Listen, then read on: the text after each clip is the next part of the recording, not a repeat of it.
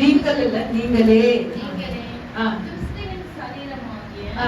தனித்தனி அவயவமாய் இருக்கிறீர்கள். ஆமென். அல்லேலூயா. இப்பொழுது சபை ஒரு சரீரம் என்று சபை, அல்லேலூயா, பைபிள் சொல்கிறது, வேதம் சொல்கிறது. சபைக்கு இன்னொரு அர்த்தம், அது ஆழமான அர்த்தம். என்ன அர்த்தம்னா, சபை என்றால் சரீரம். நமக்கு தலை யாரு சொல்லுங்க? நமக்கு தலை யாரு? கிறிஸ்து. ஆமென். தலை அவரு, சரீரம் யாரு? சபை. சபை முழுவதுமாக ஒட்டுமொத்தமான அந்த சபை அவருடைய சரீரம். அப்போ நீங்களும் நானும் யாரு? அதுல அவயங்கள். ஒருத்தங்க காலா இருக்கீங்க, ஒருத்தங்க கையா இருக்கீங்க. சில பேர் ரொம்ப ஊழியத்துக்கு உதவியா இருக்கீங்க. இந்த கையை விட இந்த இடது கை ரொம்ப தேவையா இருக்குமா, வலது கையோட தேவையா இருக்குமா? சொல்லுங்க. வலதுல பாத்தீங்கன்னாக்கா எல்லாத்தையும் செஞ்சு முடிச்சிடலாம். வலது கையில என்ன செய்யலாம்? எல்லாத்தையும் செய்யலாம். அதனால சபையில சில பேர் இடது கையா இருப்பாங்க, சபையில சில பேர் எப்படி இருப்பாங்க? All in all. அல்லேலூயா. ஒரு பொறுப்பு கொடுத்துட்டா இவங்க முடிச்சிடுவாங்க சொல்லி தைரியமா நாங்க போயிடலாம். அதனாலதான் சபையில அவயங்கள். அல்லேலூயா. கிறிஸ்து தலை, இந்த சபை முழுவதுமாக அவருடைய சரீரம். அதுல நீங்களும் நானே யாரு? நல்லா அறிஞ்சிங்க. ஒட்டுமொத்தமாக ரத்தின சுருக்கமாய் நான் சொல்லுகிறேன், சபைக்கு இன்னொரு சொல்லணி என்றால் அது சரீரம். நமக்கு தலை கிறிஸ்து, சபை சரீரம். அதுல நீங்களும் நானும் எப்படி அவயங்கள். ஒருத்தர் கண்ணா இருக்கீங்க, ஒருத்தர் எப்படி இருக்கீங்க? வாயா இருக்கீங்க, ஒருத்தர் காலா இருக்கீங்க, ஒருத்தர் கையா இருக்கீங்க. அதுல நீங்க யாருன்னு சொல்லி ஒரு செக் பண்ணுங்க. அவன் அடுத்ததாக சபை என்றால் இன்னொரு பதம். 1 கொரிந்தியர் 3ஆம் அதிகாரம் 9ஆம் வசனம் வாசிப்போம். 1 கொரிந்தியர் 3. முடிஞ்சவங்க நோட் பண்ணீங்க, ரொம்ப முக்கியமான வார்த்தை. 1 கொரிந்தியர் 3ஆம் அதிகாரம் 9ஆம் வசனம் வாசிப்போம். நாங்கள் தேவனுக்கு உடன்வேலையாட்களாய் இருக்கிறோம். உடன் வேலை ஆட்களாய் இருக்கிறோம். நீங்கள் தேவனுடைய பண்ணனையும் தேவனுடைய மாளிகையுமாய் இருக்கிறீர்கள். ஆமென். இங்க செகண்ட் பாத்தீங்கன்னாக்கா, சபை என்றால் தேவனுடைய மாளிகை. அல்லேலூயா. ஆலயம் என்றால் தேவனுடைய மாளிகை. முதலாவது சபை, இரண்டாவது அவருடைய சரீரம், மூன்றாவது சபை ஒரு மாளிகை. அல்லேலூயா. அந்த மாளிகையில வந்துட்டா, ஒரு அரண்மனையில போயிட்டா நீங்க எப்படி இருப்பீங்க? சொல்லுங்க. அரண்மனையில போயிட்டு எப்படி இருப்பீங்க? ரொம்ப சுதந்திரமா இருப்பீங்க. அடுத்தது ரொம்ப மகிழ்ச்சியா இருப்பீங்க. ஐயோ, இவ்வளவு பெரிய இடமா? அது எதற்கு அடையாளம் என்று சொல்லும் போது, சபை ஒரு மாளிகை. அதான் பாப்பா பெட்மான்ஸ் மாளிகை. ராஜா உன் மாளிகையில் எப்படி இருக்கணும்? 2 மணி நேரம் இல்ல ஆண்டவரே, 1 மணி நேரம் இல்ல ஆண்டவரே, 1/2 hour இல்ல ஆண்டவரே, அங்க எங்க பண்ணுவேன்? துதித்து மகிழ்ந்து இருப்பேன், எல்லா துயரத்தையும் மறந்து இருப்பேன். சபை என்பது அல்லேலூயா ஆலயம். சபை என்பது சரி, அந்த பாட்டு பாட சொல்றாரு, பாடுங்க. ராஜாவும் மாளிகையில் ராப்பகலாய் அமர்ந்து கடலை தள்ளி, ராஜாவும் மாளிகையில்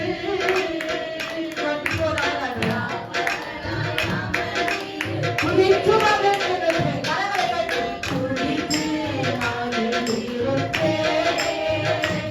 எல்லா துயரம் மறந்திருப்பேன். உம்மை துதித்து மகிழ்ந்திருப்பேன். எல்லா துயரம் மறந்திருப்பேன். ஆராதனை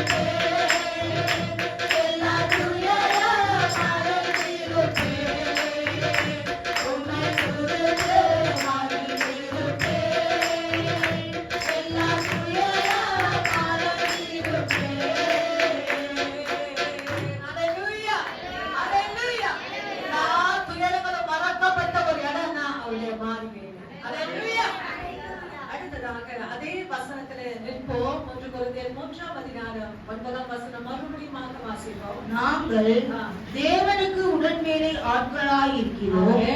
நீங்கள் தேவனுடைய பண்ணையும் தேவனுடைய மாளிகையுமாய் இருக்கிறீர்கள். தேவனுடைய மாளிகை பார்த்தோம், சரீரம் தேவனுடைய மாளிகை என்று பார்த்தோம். மூன்றாவது தேவனுடைய பண்ணை. பண்ணை எத்தனை பேர் பார்த்திருக்கீங்க? எப்படி இருக்கும் பண்ணை? பச்சை பச்சைன்னு இருக்கும். எப்படி இருக்கும் பண்ணை? நிறைஞ்சு இருக்கும். எல்லாமே எல்லாமே ஆடு மாடு எல்லாமே நிரம்பின ஒரு இடம் தான் என்னது? பண்ணை. அது சபைக்கு அடையாளம் என்று சொல்லுகிறார். ஒன்று சரீரம், இரண்டாவது மாளிகை, மூன்றாவது அது தேவனுடைய பண்ணை. அல்லேலூயா. எல்லாமே நிரம்பின ஒரு இடம் தான் என்னது? தேவனுடைய பண்ணை. நான்காவது வாங்க வாசிக்க போகிறோம். 2 கொரிந்தியர் 11ஆம் அதிகாரம் 2ஆம் வசனம் வாசிப்போம். சபை என்றால் என்ன? அது என்ன காரியங்களுக்கு ஒப்பிடப்படுகிறது என்று பார்த்துக் கொண்டிருக்கிறோம். நான் உங்களை கற்புள்ள கன்னிகையாக கிறிஸ்து என்னும் ஒரே புருஷனுக்கு ஒப்பு கொடுத்த நியாயமிட்டபடியால் உங்களுக்காக 11:2 மட்டும். இதோ 11 மறுபடியும் 2ஆம் வசனம் மட்டும் வாசிமா. நான் உங்களை கற்புள்ள கன்னிகையாக கிறிஸ்து என்னும் ஒரே புருஷனுக்கு ஒப்பு கொடுத்த நியாயமிட்டபடியால் உங்களுக்காக தேவலாக்கியமான இந்த இடத்துல கன்னிகை என்று சொல்லப்படுகிறது. சபை என்றால் என்ன? கன்னிகை. அல்லேலூயா. இந்த இடத்துல 11ஆம் அதிகாரம் 2ஆம் வசனத்துல நான் உங்களை கற்புள்ள கன்னிகையாக கிறிஸ்து என்னும் ஒரே புருஷனுக்கு ஒப்பு கொடுக்க நியமித்தபடியா உங்களுக்காக தேவ வைராக்கியமான வைராக்கியம் கொண்டிருக்கிறேன். அல்லேலூயா. சபை என்றால் ஒரு கன்னிகை என்று சொல்லப்படுகிறது. சபை என்றால் என்னது? கற்புள்ள கன்னிகை. அல்லேலூயா. இன்னைக்கு நீங்களும் நானும் யாரு? கன்னிகை. ஆண்டவர் யாரு? மணவாளன். ஒரு பாட்டு பாடணும் பார்த்தீங்களா? மணவாளனே மணவாளனே மணவாட்டி நான் உம்மை நோக்கி நான் காத்திருக்கிற ஆண்டவரை பாடி புகழ்கிற ஆண்டவரை உம்மை போற்றுகிறேன். நீங்களும் நானும் யாருன்னா கன்னிகை. அது என்ன சாதாரணமான கன்னிகை இல்லை, கற்புள்ள கன்னிகை. நம்மளுடைய ஆவிக்குரிய வாழ்க்கையை நாம் பாதுகாத்து கொள்ள வேண்டும். எப்படி நம்முடைய சரீரத்தில பூமியில உலகத்துல எப்படி நாம் பரிசுத்தமா வாழுகிறோமோ அது போல ஆவிக்குரிய ரீதியில ரொம்ப உண்மையாக ரொம்ப பர்ஃபெக்டாக அல்லேலூயா வாழ முடியாதுதான். ஆனா கர்த்தருடைய பலத்தை வச்சு பரிசுத்த ஆவியுடைய துணை கொண்டு நாம் ஓடும் போது நமக்கு வாழ அவர் உதவி செய்வார். ஆமென். சபை என்றால் கன்னிகை. அடுத்து நாங்க வாசிக்க போகிறோம். சபை என்றால் என்ன? அப்போஸ்தலர் 20ஆம் அதிகாரம் 28, 29 வாசிப்போம். அப்போஸ்தலர் 20ஆம் அதிகாரம் 28, 29.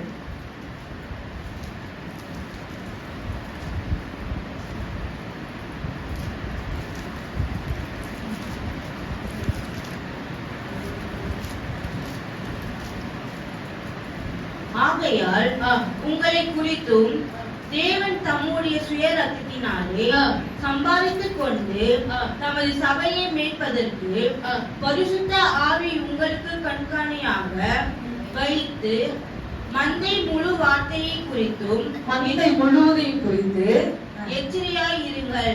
29. நான் போன பின்பு மந்தையை தப்பிவிடாத கொடிதான ஓநாய்கள் உங்களுக்கு உள்ளே வரும். ஆமென்.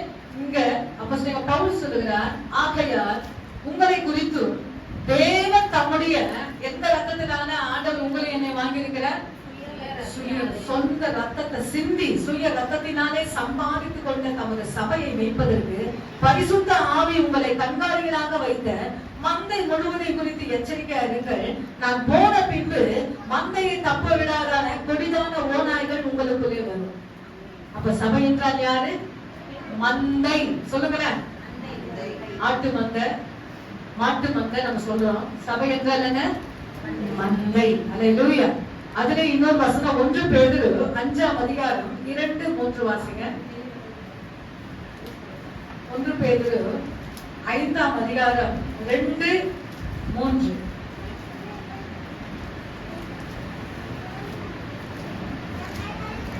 இது ஊழியக்காரர்களுக்கு சொல்லப்படுகிற ஒரு வார்த்தை. 5ஆம் அதிகாரம் 2-3 வாசிங்க. 1 பேதுரு. தேவனுடைய மந்தையை நீங்கள் மேய்த்து கட்டாயமாய் அல்ல மனப்பூர்வமாயும் அவலட்சணமான ஆதாயத்திற்காக அல்ல உற்சாக மனத்தோடு சுதந்திரத்தை இருமாப்பாய் ஆளுகிறவர்களாக அல்ல மந்தைக்கு மாதிரிகளாகவும் கண்காணிப்பு செய்யுங்கள். ஹalleluya. thank you Lord. நல்ல ஒரு சான்ஸ் பைபிள் படிக்க. பின்னாடி முன்னாடி இங்கெல்லாம் வாசிக்கணும். நல்ல எடுத்தவங்க நல்லா வாசிங்க. கர்த்தர் உங்களுக்கு ஹalleluya அதற்கேற்ற நாளாக கொடுப்பார். ஆமென். இந்த இடத்துல மந்தைக்கு மாதிரியாக ஊழியர்கள் இருக்க வேண்டும் என்று சொல்லி அப்ப 1 பேதுரு அழகாக சொல்கிறார். அப்ப மந்தை என்றால் என்னது? சபை. சபை என்றால் முதல்ல பாத்தீங்கன்னாக்கா சரீரம். சபை என்றால் மாளிகை. சபை என்றால் தேவனுடைய பண்ணை. சபை என்றால் கன்னிகை. சபை என்றால் மந்தை. அடுத்ததாக சபை என்றால் ரொம்ப முக்கியமான காரியம் வெளிப்படுத்தல். வாசிக்க முடியாது, வீட்டுல போய் வாசித்து பாருங்க. வெளிப்படுத்தல் 1ஆம் அதிகாரம், வெளிப்படுத்தல் 2ஆம் அதிகாரம், வெளிப்படுத்தல் 3ஆம் அதிகாரம். குத்து விளக்கு. சபை என்றால் என்னது? அந்த இடத்துல எத்தனை பேர் 7 குத்து விளக்குன்னு வாசித்திருக்கீங்க? வாஸ்தவங்க கை தூக்குங்க. ஹalleluya praise the Lord. ஆமென். 7 குத்து விளக்கு எங்கெல்லாம் வருதோ அது சபைக்கு அடையாளம். ஆமென். சபை என்றால் சரீரம், சபை என்றால் மாளிகை, சபை என்றால் தேவனுடைய பண்ணை, சபை என்றால் கன்னிகை, சபை என்றால் மந்தை, 7வது சபை என்றால் குத்து விளக்கு. ஹalleluya. எவ்வளவு அருமையான வார்த்தை பாருங்க.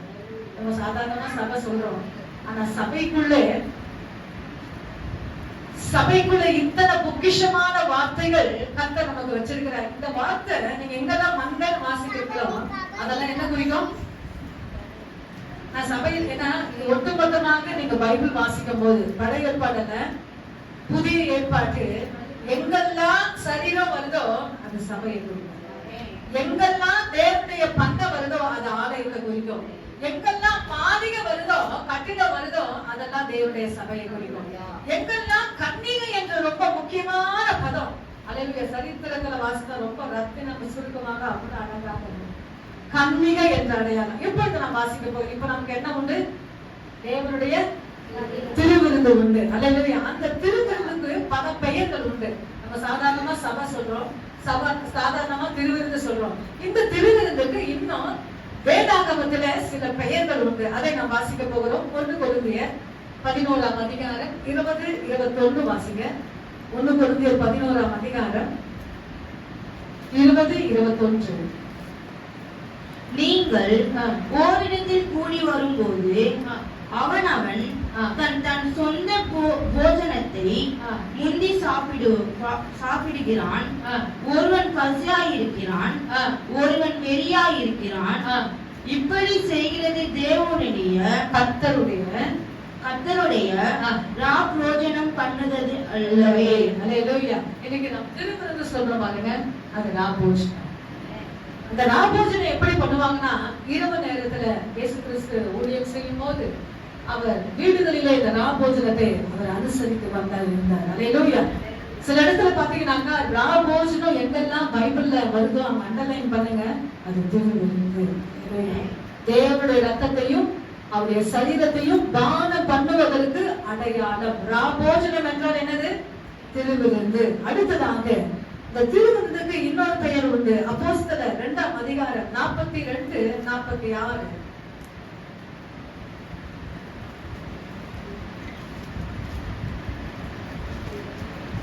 அப்போஸ்தலர் 2ஆம் அதிகாரம் 42ஆம் வசனம் 46ஆம் வசனம்.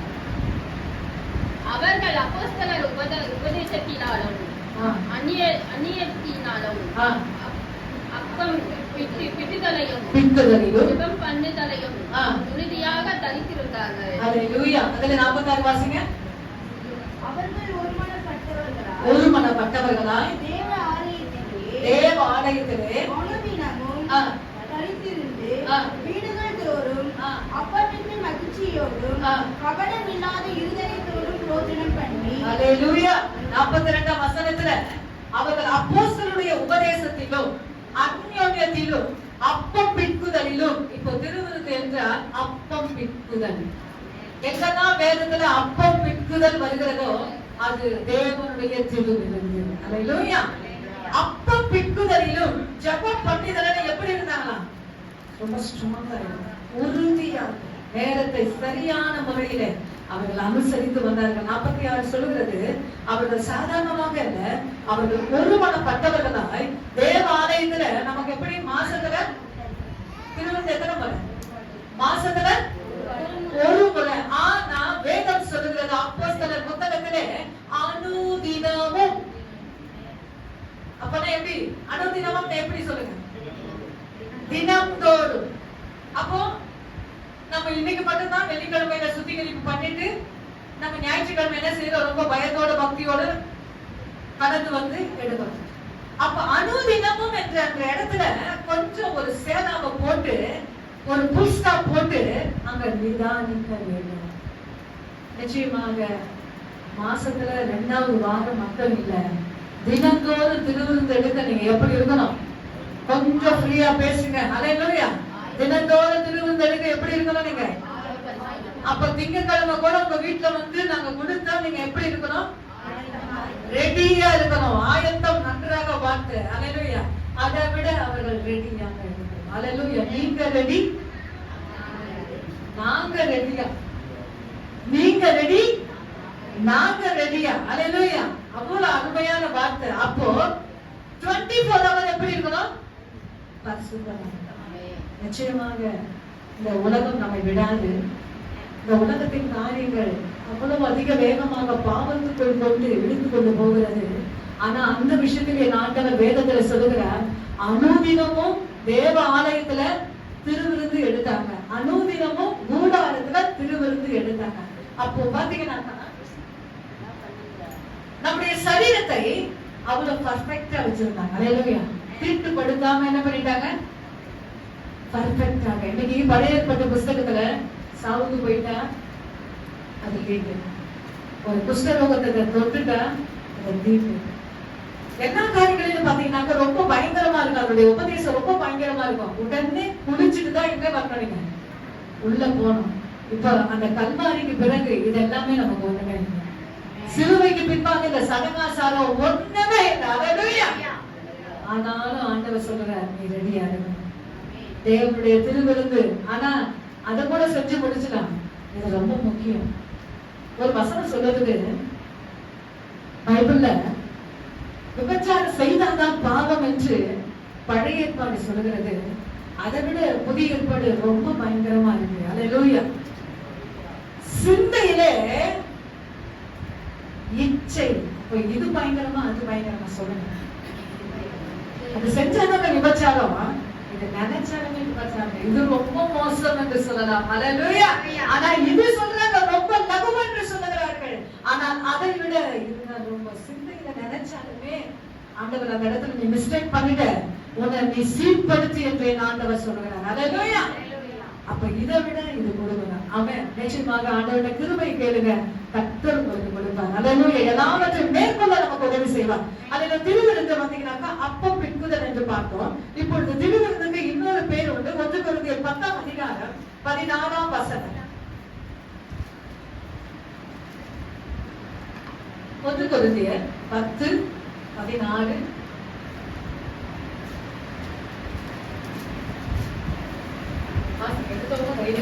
நம்ம ஆசீர்வதிக்கிற ஆசீர்வாதத்தையும் பாத்திரத்தையும் கிறிஸ்துவுடைய ரத்தத்தினாலும் வைராக்கியம் நம்பிக்கையும் அப்பமும் கிறிஸ்துவுடைய சரீரத்தையும் ஐக்கியமாய் இருக்குதல்லவா. ஆமென். நாம் ஆசீர்வதிக்கிற ஆசீர்வாதத்தின் பாத்திரம் கிறிஸ்துவுடைய ரத்தத்தின் ஐக்கியமா இருக்கிறது அல்லவா. நான் பிக்கிற அப்பம் கிறிஸ்துவுடைய சரீரத்தின் ஐக்கியமா இருக்கிறது அல்லவா. இந்த திருவிருந்துக்கு இன்னொரு பெயர் ஐக்கியம். ஃபர்ஸ்ட் பாத்தீங்கன்னாக்கா ராபோஜனம் பார்த்தோம், 2வது பாத்தீங்கன்னாக்கா அப்பம் பிக்குதல் பார்த்தோம், 3வது பாத்தீங்கன்னாக்கா அது ஐக்கியம். இப்போ உங்க வீட்டுல ஒரு விருந்துன்னு சொல்லும் போது நீங்க எப்படி சாப்பிடுவீங்க? ரொம்ப ஒன்னா சாப்பிடுவீங்க. அதுல பாத்தீங்கன்னா தனித்தனியா போயிட்டா உங்களுக்கு மனசு ஒரு மாதிரி இருக்கும். பிள்ளைங்கள் தனியா, கணவன் மனைவி தனியா, ஒன்னா இருந்து ஒரு ஐக்கியத்துல சாப்பிட்டா எவ்வளவு சந்தோஷமா இருக்கும். அத மாதிரி சபை என்பது ஒரு குடும்பம். அல்லேலூயா.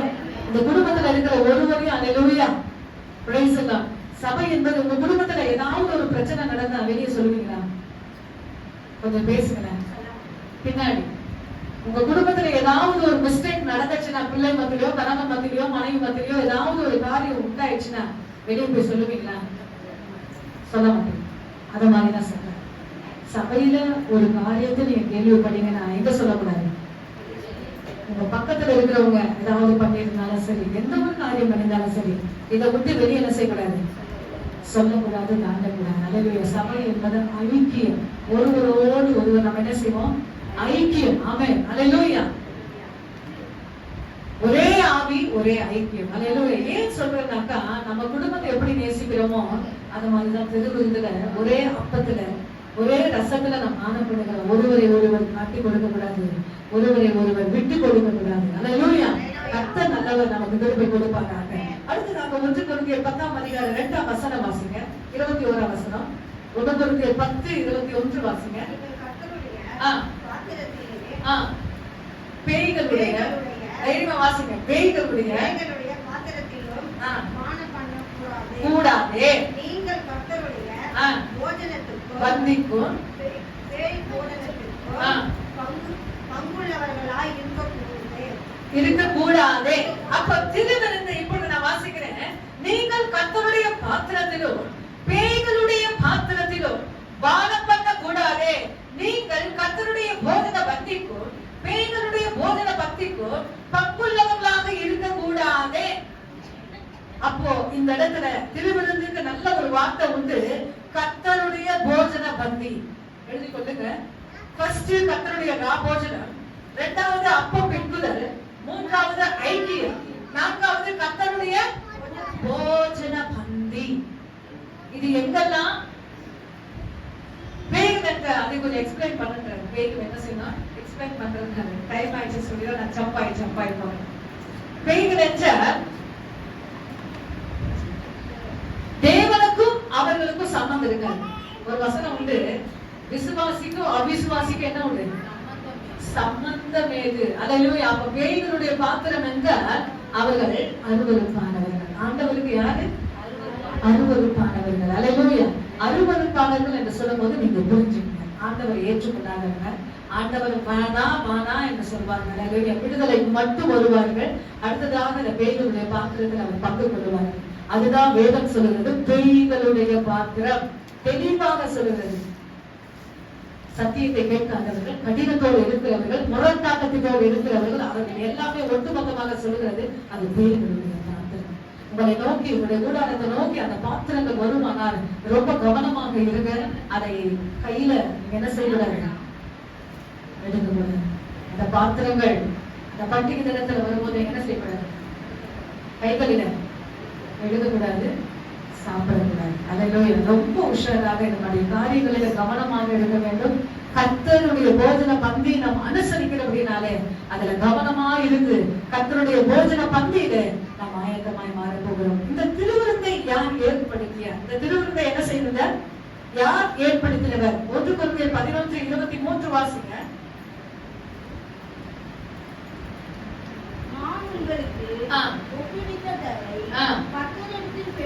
கர்த்தரிடத்தில் பெற்றுக்கொண்டு கொடுக்கப்பட்ட